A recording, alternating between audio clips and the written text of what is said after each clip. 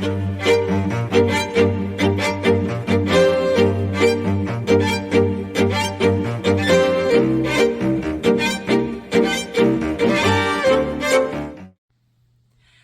and welcome back to Aubrey Books and Coffee. Please grab your favorite beverage of choice and join me. So we're going to do a review of the December Once Upon a Book Club's YA book box. Let's first start off with the actual reading and unwrapping of the gifts themselves. Okay, so I'm reading the December book from Once Upon a Book Club, which is Salt and Sugar. It's cute. It's it has kind of a vibe for me of Hatfields and McCoys, where these two families are warring, only instead of out in Timbuktu in the country, it's set inside of a city and they're baking. So one, like the title suggests, one town or one restaurant is mainly salt products and baking, and the other is more sugary products and baking, and just they're competing for customers and stuff, and they tell lies about each other, and it's just all kinds of crazy. Well, the main character that we've been following, she basically has joined this after-school club that does baking, and she's making a smoothie but forgets to put the lid on, and essentially the smoothie goes everywhere. So the gift is here, and I don't think they're giving us like a smoothie maker. That would feel kind of extravagant, but let's take a little looky-loo to see what it is. Oh my goodness! It's a portable mini blender. So it is kind of like a smoothie maker. Oh, that's so cool. Thank you, Once Upon a Book Club.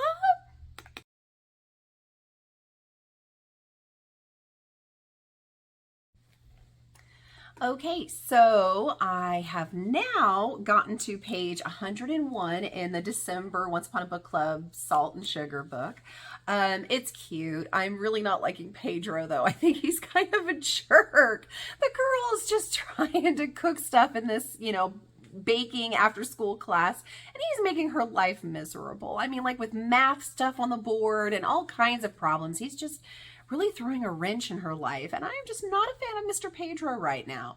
That being said, in this particular spot, she is stirring a pot of some chocolate that is called Brigadeiro, and it's bubbling and having some action going on. So this is the gift. I'm guessing it's going to be some kind of a spoon or something, since she's, stirring the pot. I don't think they gave us chocolate. I'd be okay with that. Once Upon a Book Club, by the way, if you ever wanted to send chocolate.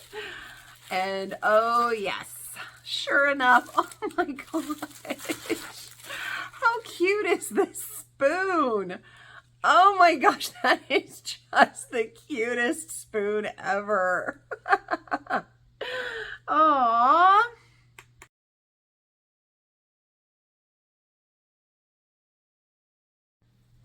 Okay, so I'm still reading the December Once Upon a Book Club book for Salt and Sugar.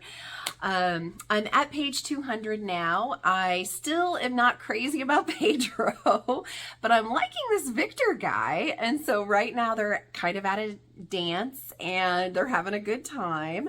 And according to the page, it says one of the flower clips in my hair falls on the table and Victor picks it up. So I'm betting this is going to end up being a flower hair clip, which I don't think I'll have a use for, so I can give it to you guys.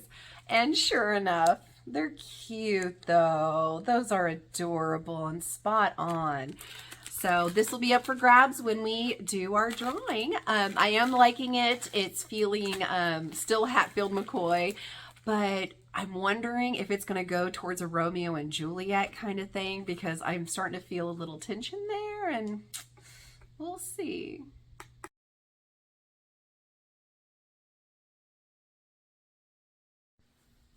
Okay, so I'm still reading the Once Upon a Book Club's December pick, the Salt and Sugar. I've gotten to page 215, and right where it was marked, it's talking about her putting on an apron. So I'm betting that's what the gift is going to be for us today. it's gotten cute. It's got moments where it's slow and moments where it seems kind of repetitive, but it is for the most part cute. I'm liking Pedro more. Still like Victor, but Pedro's okay now. And they have entered a contest together. So it'll be kind of exciting to see what happens with the contest. And I'm opening this, and sure enough, it is a really cute apron. That's cute. I do not need that, so I will let that be up for grabs when we do our drawings. And it looks like we also get a really fun recipe card for Grandma's corn cake. Oh, that's so cute.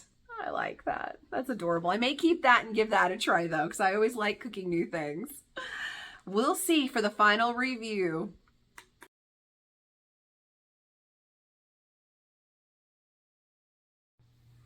So there you go with all the fun gifts and pictures and my thoughts as I was going. I did go ahead and obviously complete the book and finish reading it. My actual final star is 3-star rating for the book. It was cute. It had a lot of fun moments in it. I was right with my thoughts of it becoming kind of like a Romeo and Juliet meets Hatfield and McCoy's. I really enjoyed the ending and how it tied together, but until then, it was a lot of times and places it felt like it was really dragging on, so that's why I didn't get more than a 3-star, but it is a fun, cute little read if you would like to do that. The gifts themselves, they were practical, they were fun, surprising, and enjoyable, and definitely spot on. All of them matched perfectly with the story, which I really appreciate and love. I hate when they're too far away from what they're underlining and it's got nothing to do with it. So for me, the gifts themselves actually get a 4-star rating, which is super cool. I'm also going to be doing the packet that we get because I always forget. But before that, I want to make sure to go ahead and get us another clue for ReadAthon. I know, I'm so excited. We're about halfway through the month or so. Some people have actually already figured it out, which is pretty cool, I bet. So anyway, or at least they say they figured it out. You don't get to guess yet, so I don't know yet if that's the case. And I'm not going to even take a peek until I've gotten all the clues I need. So in case you're like me, join me here. Grab your little sheet because you're going to need to mark it off. And we're going to roll and see what clue we're going to get. Oh, I know what clues I'm lacking. I bet you do too. Now let's see. We keep getting the question mark, but I guess that's not so bad. It means I get to pick. I'm actually going to pick this time, I think, a hero. Mostly because I like seeing the hero cards. I think they're gorgeous and they're fun, and I like seeing my favorite heroes, and I'm scared. I don't want my absolute favorite to be the one that died. So we've got our little stack here. I'm taking off the first one, and our hero that is safe is Bella Swan. So when you look at your villains and heroes, you will see her on the right side at the bottom there. She's right under Rhysand and above Frodo Baggins. You can mark off Bella Swan. She's safe. She did not get mudded. All right, so moving on from that, we're going to go ahead and open up this packet that we get from them that sadly I keep forgetting to show you guys. I always open it and enjoy the items. I just forget to share it with you guys. So upon opening, you of course get a fun bookmark that matches the book. And with this book, if you choose it at our drawing to have this book be sent to you, you will get all these items as well. The signature plate, a really pretty art print that has a letter from the author on the back. You get to have a Death by a Million Paper Cuts little intro story. If there's a little scan thing on the back, gives you a little piece of that, which is fun. And then inside our actual little packet here, we of course get an interview with the author. We get some discussion questions if you're doing it as a book club. We get a mention of all the gifts that we had, which is cool. And then on the back, we've got some really fun recipes that match what the story talked about, which is great. I love that. I'm gonna have to take a picture so that I can get some of these recipes done. So thank you so much for joining me. Please like, subscribe, send your friends, and I'll see you later.